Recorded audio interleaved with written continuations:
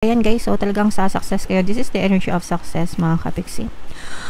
Kumbaga, itong success nyo, yan na yung bunga ng mga pagsisikap nyo mga kapiksi. Matatamis na bunga na yan, no? Yung pag-success nyo, yung pag-abante nyo, yung progress nyo. Kasi talagang mabilis yung pag-andar nyo, pag-abante nyo, yung career growth nyo guys.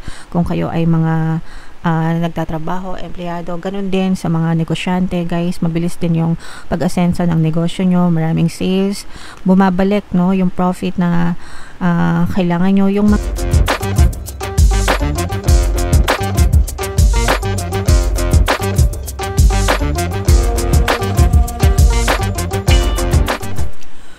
Hello guys, hello Pisces, welcome back to Pinoy Pixie Tarot. Ang pamagat ng episode natin for tonight is Money Come to Me. Ito yung ating money reading mga kapiksi para sa Pisces para ngayong December guys. So unahin natin tong deck na to. Ito yung mga money manifesting techniques para sa inyo mga kapiksi. Spend gladly, keep money flowing toward you. Your supply of money will dry up if you hoard what you have and are reluctant to part with it. Whenever you spend money, do so with a glad heart and the knowledge that more money will flow to you to take its place. So, ibig sabihin nito guys, huwag kayong matakot na gumastos or maglabas ng pera, especially kung pagdating sa pangangailangan nyo at saka sa mga pagtulong sa ibang tao mga kapiksi. Kasi kapag kubra lang tayo ng kubra, magda-dry up yan. Hindi magiging flowing yung daloy ng abundance. Pag sinabing flowing, yung umiikot, no? Hindi iikot yan. Kumbaga, magi-stop yan kapag hinuhoard nyo mga kapiksi. Pag sinabing magi-stop, may hirapan kayo, no? May hirapan kayo na pumasok yung pera sa inyo. Kapag hoard lang kayo ng hoard, kapag kubra lang kayo ng kubra mga kapiksi. So, kapag maglalabas kayo ng pera, make sure na maluwag sa kalooban nyo, lalo na pagdating sa pagtulong sa ibang tao mga kapiksi. And you have to create a belief na kapag gumastos kayo, babalik at babalik sa inyo ang pera. Kailangan magkaroon kayo ng magandang relationship with money, mga kapiksi. Kaya nga ako nag-share ng mga money affirmations sa inyo guys para palagi nyo siyang sabihin and ma-program yung inyong subconscious mind. And yeah, so pagdating sa money mga kapiksi, isa sa mga magandang affirmation para magkaroon kayo ng magandang relationship sa pera is money, I love money and money loves me. Money comes back to me in tenfolds, okay? So, isa yan sa mga money affirmation ko guys, okay? Kaya hindi, kumbaga parang hindi ako nagwo-worry na maglabas ng pera, especially pag kailangan, kasi I know na babalik at babalik siya sa akin because I have a very good relationship with money guys, okay? So, i-develop nyo din yan guys, yung pagkakaroon ng magandang relasyon sa pera para maging masagana din yung daloy ng pera sa inyo Pisces. So, shuffle natin to guys. Hanapin natin yung energy ng Pisces at saka yung energy ng money. Habang sinishuffle ko to, panoorin nyo muna guys yung video natin regarding sa ating paano mag-manifest ng abundance video course. Kapiksi, sawa ka na ba sa mga struggles at hirap sa buhay mo? Masipag ka ba at masikap sa buhay ngunit hindi ka pa rin umaasenso? Ilang beses ka na bang nag-attempt mag-negosyo at mag-invest pero palagi ka pa rin nalulugi? Sa pagkakataon na ito ay maaaring may subconscious beliefs ka na nagiging balakid sa iyong pag-unlad at pagyaman. Introducing, paano mag-manifest ng abundance video course. Dito ay matututunan mong ma-overcome ang mga balakid mo para tuluyan ka ng umunlad, umasenso, sumagana, maging matagumpay, successful at maswerte sa iyong kabuhayan, pera, trabaho, negosyo, salapi at kaperahan ng bonggang-bongga. Dali, mag-send na ng email sa pinoypixie@gmail.com at simulan na ang iyong pagyaman ngayon. Alright, so sa lahat ng gusto mag-avail ng course guys, meron tayong paano mag-manifest ng abundance video course, paano mawala ang third party at magkaroon ng harmonious na relationship, paano pabalikin si ex revised breakup. Sa mga interesado guys, mag-send lang kayo ng email sa pinoypixie@gmail.com. And sa mga naghahanap ng pampaswerte na lucky charms or lucky bracelet, aventurine tsaka citrine, yung recommended ko, may makikita kayo guys, link sa description box. So, Pisces, kayo ay represent ng King of Cups. Ito yung ating money energy. Latag natin yung spread nyo, guys. So, babasahin natin yung negative and positive mga kapiksi. Sa negative energy, guys, nakikita natin na ito yung nagiging sagabal sa pag-success nyo sana, mga kapiksi. Kasi for some of you, very, very progressive yung buhay nyo. Anong kayo, guys? Parang mataas yung energy level nyo. Very inspired kayo and motivated. Pero yung reason, yung iba sa inyo kaya hindi, although hindi naman lahat, guys, pero yung nagiging balakid ng iba sa inyo is you have a lot of doubts and fears, at saka yung iba sa inyo maraming insecurity, maraming takot, maraming mga what if, no? Kumbaga kinakain ng takot yung iba sa inyo, guys. Yung iba takot lumabas ng comfort zone. Kaya nga, guys, pagdating sa fear, you have to face your fear.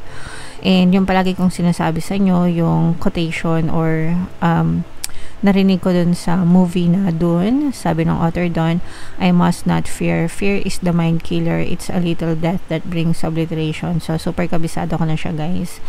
In layman's term, mga kapiksi, huwag kayong matakot kasi yung takot nyo, yung pumapatay sa mga pangarap nyo sa buhay. Hindi nyo pa nasusubukan, hindi nyo pa nasisimulan, tumitigil na agad kayo dahil dun sa mga takot nyo. What if mag-fail? What if hindi ako mag-succeed? What if hindi umokay? Yung mga ganon, guys, no? So, ang tinititigan nyo agad is yung negative.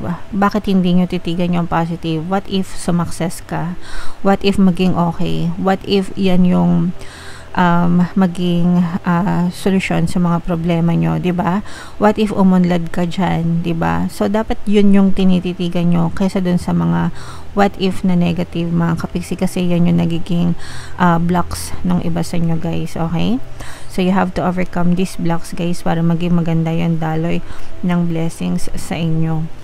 Sa positive side naman, ito, guys, meron talaga kayong chance na umangat, no? Sabi ko nga sa inyo, guys, very energetic kayo, very motivated kayo. So, wag kayong magpadaig dun sa mga takot nyo. Kasi, kapag pinush nyo yung mga bagay na gusto nyo, guys, may chance na umunlad, umangat, umasenso yung inyong pamumuhay. Yung iba sa inyo, guys, pwedeng ma-promote or baka na-promote na kayo, no? Kasabay ng mga bonus, diba? May mga bonus ng 13th month. Baka yung iba sa inyo na-promote na mga performance bonus, or yung iba sa inyo coming soon, mga kapiksi, ngayong December to January. Parang pwedeng ikaw na, approval na lang yung kulang, yung mga processing na lang, ganyan. But definitely, guys, may chance na umangat yung inyong buhay. At saka yung iba sa inyo, guys, no, maraming tumutulong sa inyo. Let's say sa trabaho, parang tinutulungan ka ng boss mo or ng mga katrabaho mo, binibuild up nila yung magandang pangalan mo. Kumbaga, nagiging bahagi sila para ma-promote ka, nire-recommend ka sa mga kliyente, sa magagandang trabaho, and it will bring more and more money, more fame, more recognition para sa inyo, mga kapiksi. Okay? And nararamdaman din natin, guys, na parang mas magiging mabilis din yung takbo ng buhay nyo, yung takbo ng pag-asenso. Mabilis, no? Mabilis yung takbo ng pag-asenso nyo, mga kapiksi. Yung iba sa inyo, may mga plano na kayo, and you're putting these plans into action, guys, no? So, may mga plano na kayo, kaya parang mabilis na lang sa inyo yung pagkilos. Alam na alam nyo na yung gagawin nyo, mga kapiksi. Alright? So, i-mind nyo na yan, mga pag-unlad, pag-asenso, pag-angat, guys, sa inyong pamumuhay. What else? Tingnan pa natin. Meron ditong presence ng water sign, Cancer, Pisces, Scorpio. Ayan, guys, so talagang sa-success kayo. This is the energy of success, mga kapiksi. Kumbaga, itong success nyo, yan na yung bunga ng mga pagsisikap nyo, mga kapiksi. Matatamis na bunga na yan, no? Yung pag-success nyo, yung pag-abante nyo, yung progress nyo. Kasi talagang mabilis yung pag-andar nyo, pag-abante nyo, yung career growth nyo, guys. Kung kayo ay mga nagtatrabaho, empleyado. Ganun din sa mga negosyante, guys. Mabilis din yung pag-asenso ng negosyo nyo. Maraming sales. Bumabalik, no? Yung profit na kailangan nyo. Yung mga nilabas nyo, kumbaga, kumubra na kayo. Tapos tubo na to, guys, no? Tubo na to na lalo pang lumalago, mga kapiksi. Okay? So, napakaganda, positive nitong energy nyo, mga kapiksi. And sinasabihan din kayo dito, guys, na magpahinga din. Kasi baka sobrang nababurn out naman kayo sa trabaho, sa paghahanap buhay. So, mag-relax din kayo kapag may time, mga kapiksi. Okay? So, ito, guys, i-mind nyo na itong matatamis na bunga na to, itong mga success, tagumpay, pag-unlad, pag-angat, pag-asenso, yung promotion, guys, no? Especially dun sa mga mapopromote talaga, mga kapiksi. At saka nararamdaman ko dito sa inyo, guys, is very supportive yung inyong pag-iisip dun sa action na ginagawa nyo. Kumikilos kayo, but at the same time, sinasabayan nyo siya ng pagiging positibo, guys. Kaya talagang nagiging mabilis yung pag-andar ng buhay nyo. And yun naman talaga yung susi, guys, no? Magdasal, kumilos, and sabayan ng positibong mental diet. Siguradong sa-success talaga kayo, mga kapiksi. Okay? Alright. So, bunot lang tayo, guys. I-mind nyo na lahat yung success na yan sa comment section.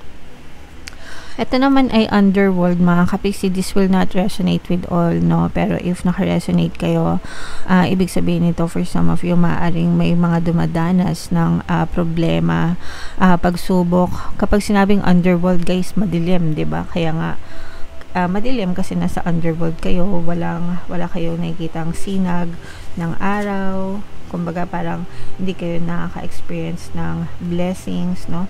Pero dun sa underworld na yun, mga kapiksi, through dark times, no? Through dark times, marami kayong matututunan dyan sa journey na yan. And actually, mas maganda nga na mas lalo kayong mag-stick sa vision nyo.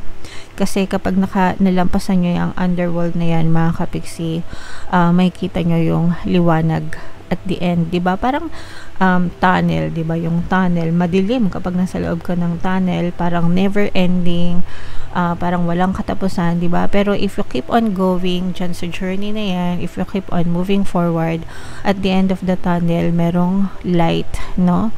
Yung light na yon, nandun yung mga blessings, nandun yung masagana, magandang buhay, mga kapiksi. So, keep on pushing lang, guys, and aasenso at aangat din kayo. Makita nyo rin yung light at the end of the tunnel. Okay? So, yan yung additional message for you, guys. Comment down below if naka-resonate kayo. Pisces, ito yung ating 2026 kapalaran, guys. Ito naman yung ating success stories ng paano mag-manifest ng abundance video course. Click here to subscribe, guys. Thank you for liking, sharing, and subscribing. See you next time. I love you all. Have a nice day. Bye-bye.